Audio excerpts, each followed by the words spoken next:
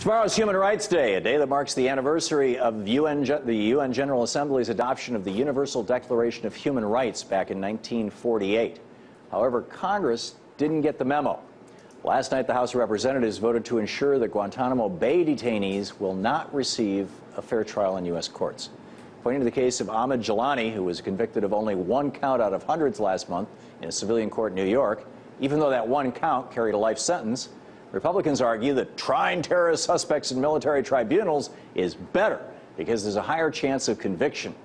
Right, with unnamed witnesses and lenient evidence rules, essentially kangaroo courts. I guess you can pretty much convict anyone, regardless of guilt or innocence.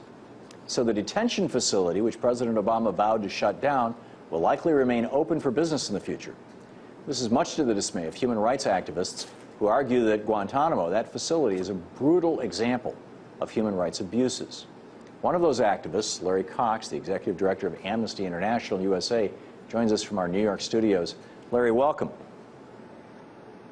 Welcome to you. It's great to be here. Thank you. Great to have you with us. What is the effect of Gitmo's continuing existence, both on the United States itself, on our gestalt, on the psyche of Americans, and on the world, on not just how we're viewed, but on how it changes or shapes policy being made in other countries? Well, it sets a terrible example to the rest of the world. It continues to erode U.S. moral authority in the world. It undermines any efforts we might make to advance human rights. More importantly, it gives encouragement to dictators and tyrants and oppressors around the world that they now have the U.S. sanction when they use the same methods. We have no ability to effectively criticize governments that are holding people without trial, holding people without charges for years, when we're doing exactly the same thing, and when we have not held anybody accountable, for example, for torture. When we have not really apologized to any of the victims, people that we took, like Marer Arar, from JFK Airport, sent to Jordan and then to Syria, where he was put in a hole, he was tortured, and yet he was innocent of any crime whatsoever. Nobody has ever been able to find anything that he did that would warrant, if anything could ever warrant, such treatment.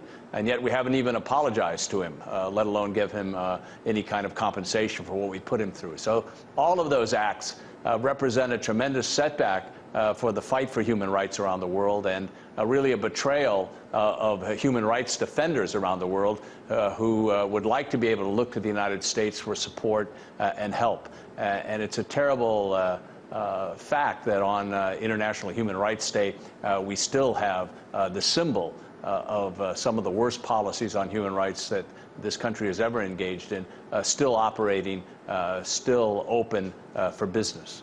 Yeah, very well said. Why the DREAM Act? How does the DREAM Act tie into this? What are your thoughts on this piece of legislation that would have granted citizenship in the United States to people who joined the military or went to college? Isn't, to a certain extent, that just a way of encouraging more people to get into the military so that the U.S. can continue its wars abroad? I think it's a way, it would have been a way to symbolize that the United States is making some effort to recognize that young people who came to this country through the choice of their parents should be treated with respect and dignity and given a chance to really lead productive lives, productive for themselves and productive for the country. So you see it as a good thing. This was really an opportunity to take a step away from the demonization of immigrants. And the fact that we can't even pass legislation that would recognize that these young people who have been exemplary, who have gone to school, who are willing to serve in the military, should be given a chance to do that without fear of being suddenly, in legal trouble, is another very worrisome, very troubling trend in this country. I'm curious your thoughts, Larry Cox, on the Assange WikiLeaks revelations that the U.S. Lobbied is not quite the right word, perhaps threatened, blackmailed, pressured, shall we say, several foreign governments to not proceed with investigations of the war crimes in the United States committed by people in the Bush administration, or for that matter, crimes committed in foreign territory by CIA officers and agents who were kidnapping people.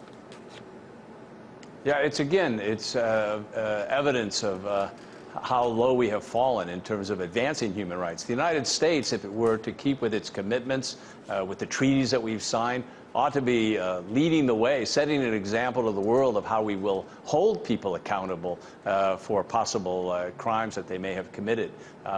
We should have long ago set up a commission of inquiry to really look into what happened in the name of security, the kinds of violations that happened, and begun to take proceedings to make sure that people are held accountable if they have committed torture, for example, which we know they have. Instead, as you just said, we see revealed to us that the United States has gone out of its way to prevent people being held accountable. And that, again, is a terrible example to set for the rest of the world. Larry Cox, thanks so much for being with us tonight. Thank you. We're just as, what are we willing to sacrifice as a nation in our supposed war on terror? Many have given up their rights at the airport without a problem. They've given up their rights to not be spied on by the government. But one thing we should never give up is our role in the world as an advocate for human rights. However, as long as Guantanamo remains open, we already have, and it's time to shut it down. Now, one other facet of human rights is civil rights. And today in the United States Senate, the Republicans in the Senate shut down a vote. And some would suggest, and I'm among them, that they did so today because they wanted to capture the news cycle away from what Congressman DeFazio did, that the Democrats said no to the president. They wanted to change the topic.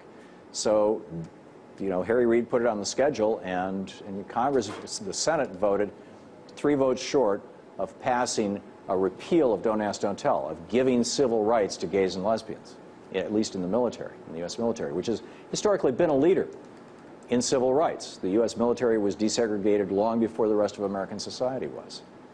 So this is something to really seriously look at and consider, not just the politics of this, but also the practical reality of it. I think it's really interesting to note that we have 3,000 years of patriarchal, hierarchical law that is in the process of being replaced in just 100 years. It's really breathtaking when you think about it. Thousands of years of a particular perspective. You know, that men are in charge, that women have no power, that owning slaves is an appropriate thing, that people of different races are inferior, quack, quack, quack. I mean, grounded in the Bible. In just 3 generations. In my grandparents' generation, women got their rights in the 1920s. In my parents' generation, African Americans got full rights. And in my and my kids' generation, well, I believe that gays will soon get their rights, and we will see a new enlightenment. We're basically the importance of human rights all around is going to be recognized. One can hope.